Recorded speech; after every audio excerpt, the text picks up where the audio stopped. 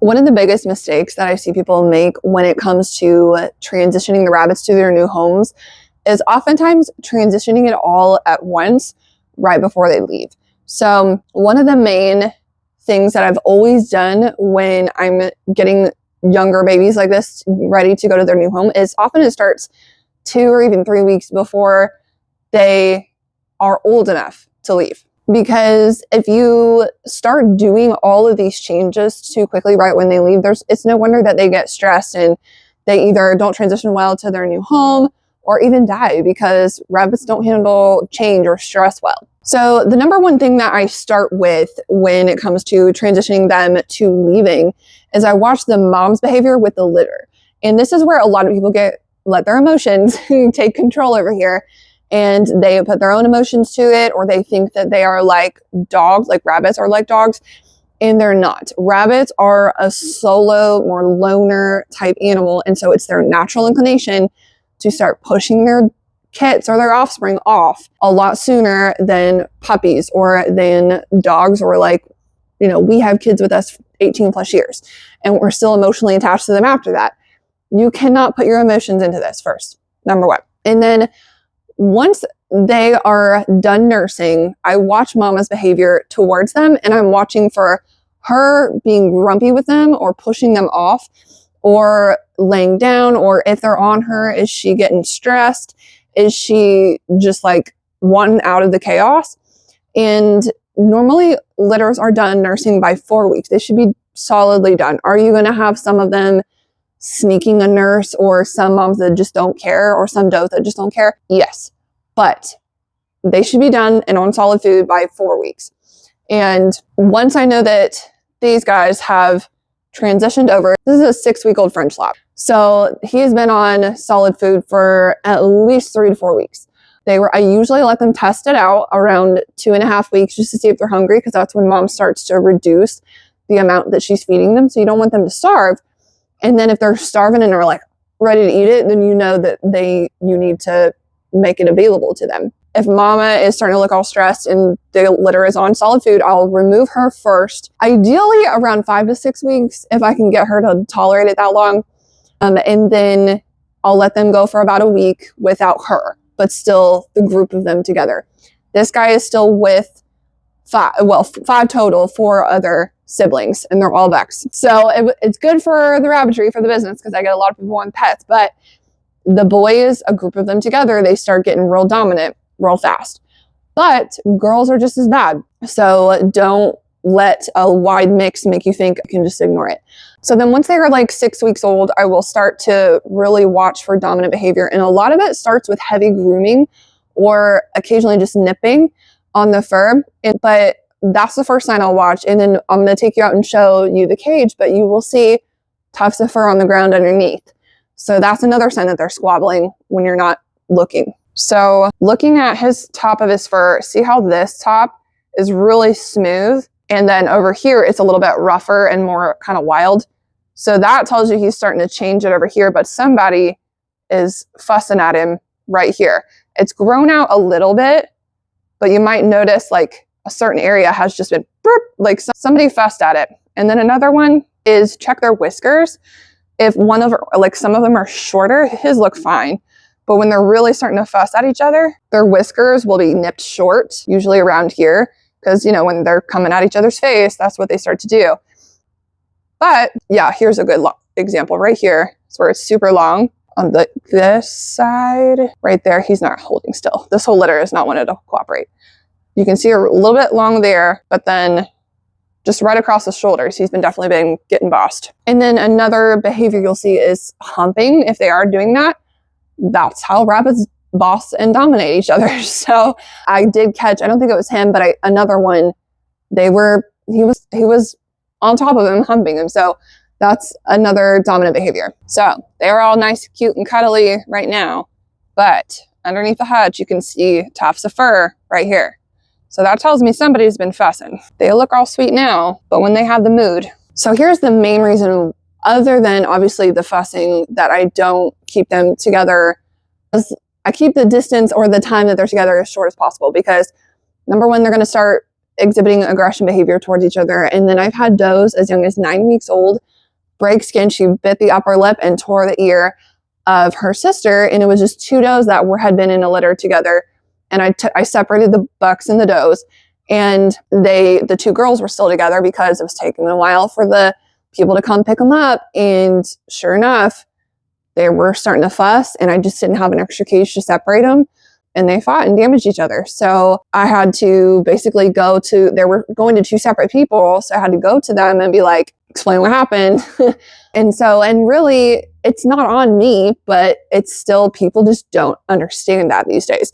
So obviously, and when that kind of thing happens, their show career is over. If there is enough of a nip that it won't heal, or enough of a tear in an ear, they can get disqualified. So you might get the comments, but they're not going to go anywhere with their show career. So that's another reason. But people don't want a damaged pet if they are getting them for pet, reasons too. It might seem minor, but when you honestly give someone a choice, which one are they going to pick? They're going to pick the one with the whole ear, or, things like that. So it just becomes harder to sell them too. So that's another reason. But then also too, this is my just own personal observation, is when a litter or a group of them starts to have higher and higher stress levels, they become harder and harder for the human to handle them, and they just are not as calm. And it takes a long time, if ever, for that kind of behavior to just dissipate.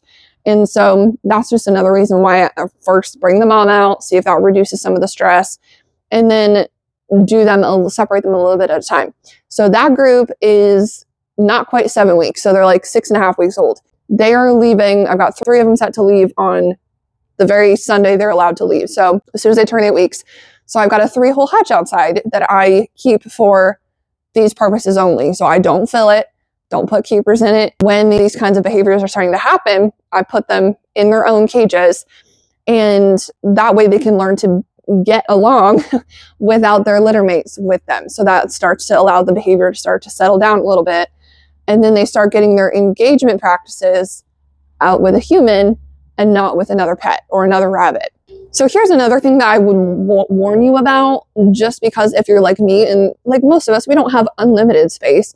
So when I've got 3 or 4 litters, I can't immediately separate everyone. So if there is no fighting issue going on, and I don't see any odd behavior, or I don't sense the stress level rising in them, then I don't separate them, because you can't put them back together after they've been separated. So I tried one time years and years ago. I had bought a young litter, or a young baby, and I tested it out. It was pretty similar to the age, and was like, let's just see how they're going to behave. Put it in with a litter that I had, immediately started bossing it. So removed that one. And then I tried one time. I had separated a litter because it was supposed to be picked up. People changed their mind, tried to put it back together. They immediately started, bossing it again, even its own litter mate or their own litter mates. So just putting them back together, it just doesn't work. Once they're separated, they have to stay that way. Usually I would say you have about a 24-hour window before that separation needs to stay there. So if you took one off, like if you were going to sell a group of them and you didn't sell all of them and brought them back the same day, then you could probably put them back together. But anyways, so individual separation process. This looks like, if I already know, like I've got the room for the 3 of them, I won't worry so much about it, but I have a waiting list of people who've already paid their deposits. So I will check the lineup to see and put the purchases in order of leaving. And then as they start to leave, then I will start separating more and more when I don't have the room to separate them all at once. So taking this litter, for example, 3 are leaving on a Sunday. The 4th one's leaving on a Thursday of that week. But then 1 is leaving for out of the country, and we don't have a departure date yet. So obviously that one's going to have a space all of his own. But that one, when I don't have a date yet for it, I'm not taking that one out yet on its own, right? So I start with the 3 that are leaving, give them their own space. And then let's say, for example, that I didn't have room to do 3 of them, then I would, the 3 are leaving on the same day. So that's a little tough. But let's say like 1 was leaving on a Sunday, then the Thursday, and then a Wednesday the following week. So I would take the one out and just separate the one. Even if it's only 24 hours away from its litter group, that's still better than just taking it out of the litter the same day and onto the new buyers, right? So even if it's just a 24-hour window of, separating it from the litter and putting it with, on its own, learning to be on its own, even just that length of time is still helpful. Better than nothing at all. So some of the transitions that I do when it comes to feeding, or at least I recommend them, is I obviously keep the rabbits on the same feed that I feed them on their own, and then I send enough feed for that rabbit to eat at least 2 days on the same thing that I gave it or that I was giving it, and then have them mix the feed that is left 50-50 with what they're going to feed it. And then I also try to recommend to them not to give it any, I don't feed hay. I don't recommend it either. That's a whole nother discussion. And then I try to keep people from giving them hay, treats, anything out of the ordinary that I don't feed them for at least a week until they're in their new location and acting normal. Do people listen to me? No, they don't. Sometimes they will, but almost every single time, or probably that's being dramatic, 50% of the time, there's already hay in the carrier. And it's what people learn from research. But, once that animal leaves my property, they've paid for it. I can't tell them, it's all just on personal experience. It's not law. It's not, you have to, I didn't make them agree to something. We're in a free country, right? So it's you do you, even if I don't think it's going to work out well, right? And then, so that's the typical normal feed transition part. If I have lavender either growing, or if I have dried lavender flowers, I will put either a 5-inch piece of a fresh piece of the plant, or about a tablespoon, maybe not quite that much, probably about a tablespoon of the dried flowers on top of the feed a day or two before for, once a day, to just help calm them down, help them be open to, changes. And then lavender is also an antibiotic, antimicrobial. I don't know that it's an antibiotic. I think it's antimicrobial. I know it's a tonic. Anyway, it's a jack of all trades that just prevents a lot of things. And so I'm all about keeping 1 or 2 things that do it all rather than having to have a bunch of different supplements. So that's really been helpful in a lot of situations. I always recommend that rabbits leave if they're going to a new owner, and the intention is someone who wants a very easily handleable pet, because it's kind of died off a little bit, but especially in the larger breed world, it's been this mindset of they need to stay with you for 12 weeks and, things like that. And first off, the legal age for Ohio, at least, is 8 weeks. So I always recommend that my baby rabbits leave at least by 8 to 10 weeks.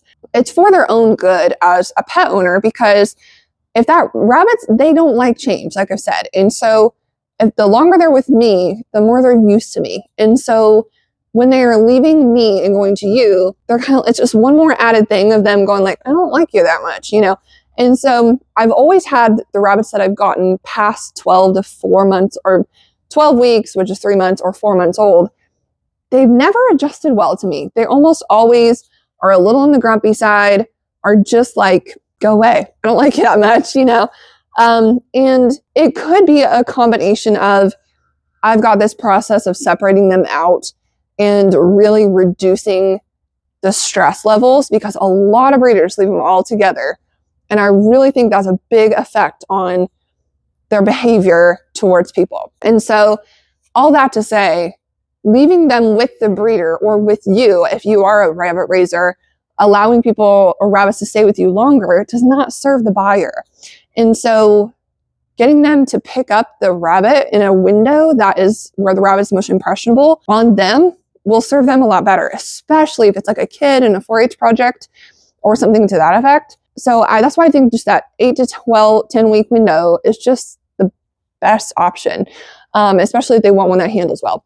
So anyways, that's the main reason that I do that. The logic behind the 12-week thing is it doesn't fully stand with me, because their logic is, they're slower to mature. But the rabbit, especially a large breed or a giant breed rabbit, dies a lot faster. like a French lap or a Flemish Giant, those kinds of things, they typically are done and pass by like 4 to 5 years old. Anything above and beyond that is just like great. And so the smaller ones, they live to be 7, 8, 9, even 10 years old. So it's like, if their window is shorter, I don't see how keeping them with you longer, it doesn't work out in my mind. So at the end of the day, the ultimate goal is just to spread out the amount of transitions and allowing them to happen more on your property and with you and where they already are at, rather than swooping them off all in one day, changing who's feeding them, changing their feed, changing the fact that they're not living with their mom or their litter mates, and expecting it all to go well. I've never gotten one complaint about a rabbit being aggressive when it's had something to do with, I think, a training behavior. 9 times out of 10, the person's too passive and they don't, they let the rabbit boss them a little bit, and people don't think rabbits will do that. And so start with the behavior and how mom is behaving. Is she stressing out a little bit? If they're 5 and 6 weeks old, put her in her own space. That'll reduce some of the stress level for a while. And then watch the behavior of the kits until they're 8 weeks and go, do I have the space to separate them for one?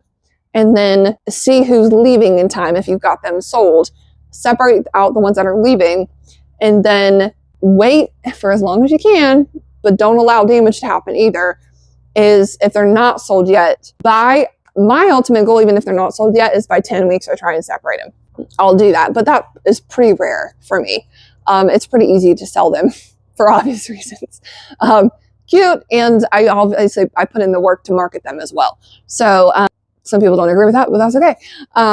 And so just pay attention to the sales timeline, as well as when you've got more coming, and things like that. But separating them out significantly ahead of time before they leave will help significantly. And if you got more questions around raising litters, kits, nest box care, a little bit more training behavior, feel free to drop that question in the comments below so I can use that as inspiration for another video. And then I've also got a playlist of this sort of age group type trainings and just things that I've noticed around those litters. So hopefully that will help you.